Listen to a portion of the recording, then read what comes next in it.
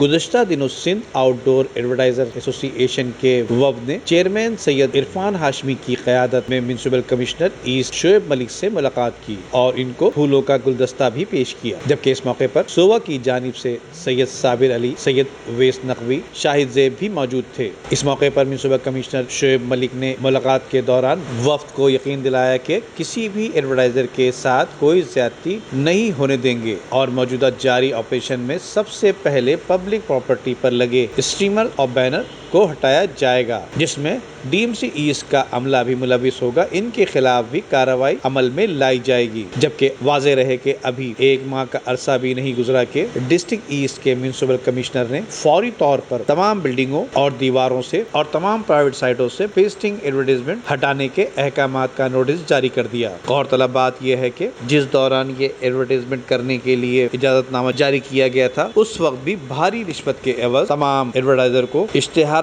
آویزہ کرنے کا موقع فراہم کیا گیا تھا، جبکہ اب ایک ماہ کا عرصہ بھی نہیں گزرا کہ یہ تمام اشتہارات ہٹانے کے احکامات جاری کیے گئے، جو کہ سووا ایڈورٹائزر ایسوسی ایشن کے لیے ایک لمحہ فکریہ ہے کہ اب یہ اپنے لوگوں کے لیے کیا کر رہی ہے۔ ندیم صدیقی، میٹرو 7 پاکستان۔